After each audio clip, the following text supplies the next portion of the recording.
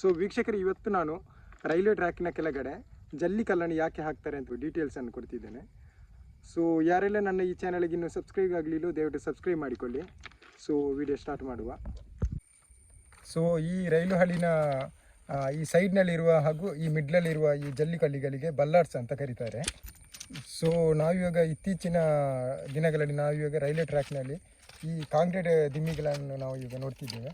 So ಇದು ಕೆಲವು ವರ್ಷಗಳ ಹಿಂದೆ ಇದು ಮರದ ದಿಮ್ಮಿಗಳಿಂದ ಇದನ್ನು ಹಾಕ್ತಿದ್ರು. ಸೊ ಇದು ಮರದ ದಿಮ್ಮಿ ಹಾಕಿ, ಈ ಕಾಂಕ್ರೀಟ್ ದಿಮ್ಮಿ ಆ ಟೈಮಲ್ಲಿ ಇರಲಿಲ್ಲ. ಸೊ ಅದಕ್ಕೋಸ್ಕರ ಮರದ ದಿಮ್ಮಿಯನ್ನು ಹಾಕಿ ರೈಲ್ವೆ ಟ್ರ್ಯಾಕನ್ನು ಯೂಸ್ ಮಾಡ್ತಿದ್ರು. ಯಾವುದೇ ಕಾಂಕ್ರೀಟ್ ದಿಮ್ಮಿ ಆಗಲಿ ಅಥವಾ ಮರದ ದಿಮ್ಮಿ ಆಗಲಿ ಯಾವುದರಲ್ಲೂ ಚೇಂಜಸ್ ಇರೋದಿಲ್ಲ. ಸೊ ಹೀಗೆ ಜಾಯಿಂಟ್ ಮಾಡಿರ್ತಾರೆ. ಸೊ ಈ ರೀತಿ ಈ ದಿಮ್ಮಿಗಳನ್ನು ಹಾಕೋದ್ರಿಂದ ರೈಲ್ವೆ ಟ್ರ್ಯಾಕ್ ಆಗಲಿ ಅಥವಾ ಈ ಫುಟ್ಗಳಾಗಲಿ ಯಾವುದು ಕೂಡ ಅಲ್ಲಾಡೋದಿಲ್ಲ.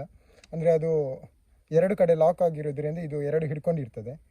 ಸೊ ಹಾಗಾಗಿ ಈ ದಿಮ್ಮಿಗಳನ್ನು ಇದು ಯೂಸ್ ಮಾಡ್ತಾರೆ. ಅಂದರೆ ಇವಾಗ ಕಾಂಕ್ರೀಟ್ ದಿಮ್ಮಿಗಳನ್ನು ಯೂಸ್ ಮಾಡ್ತಾರೆ. ಸೊ ಅದೇ ರೀತಿಯಲ್ಲಿ ಇಲ್ಲಿ ಎರಡು ಬದಿಯಲ್ಲಿ ಕೂಡ ಈ ಜಲ್ಲಿಯನ್ನು ರಾಶಿ ಹಾಕಿರ್ತಾರೆ.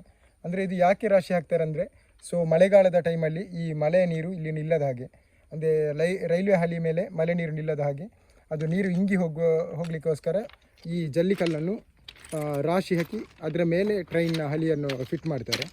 ಸೊ ಅದೇ ರೀತಿಯಲ್ಲಿ ಟ್ರೈನಲ್ಲಿ ಹೋಗುವ ಪ್ರಯಾಣಿಕರಾಗಲಿ ಯಾರು ಕೂಡ ಕಸ ಹಾಕಿದರೆ ಅದು ಆ ಟ್ರ್ಯಾಕ್ನಲ್ಲಿ ನಿಲ್ಲದ ಹಾಗೆ, ಅಂದರೆ ಜಲ್ಲಿಕಲ್ಲು ಮೇಲೆ ಬಿದ್ದು ಟ್ರೈನ್ ಬರುವಾಗ ಅದು ಗಾಳಿ ಮುಖಾಂತರ ಅದು ಹಾರಿ ಸೈಡ್ ಹೋಗ್ತದೆ.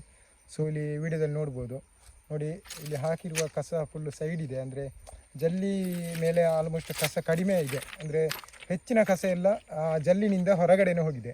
ಸೊ ಅದಕ್ಕೋಸ್ಕರ ಕೂಡ ಈ ಜಲ್ಲಿಯನ್ನು ಯೂಸ್ ಮಾಡ್ತಾರೆ. ಸೊ ಈ ಒಂದು ಕಾರಣಕ್ಕೋಸ್ಕರ ಈ ಜಲ್ಲಿ ಕಲ್ಲನ್ನು ಈ ರೈಲ್ವೆ ಟ್ರ್ಯಾಕ್ ಮೇಲೆ ಹಾಕ್ತಾರೆ.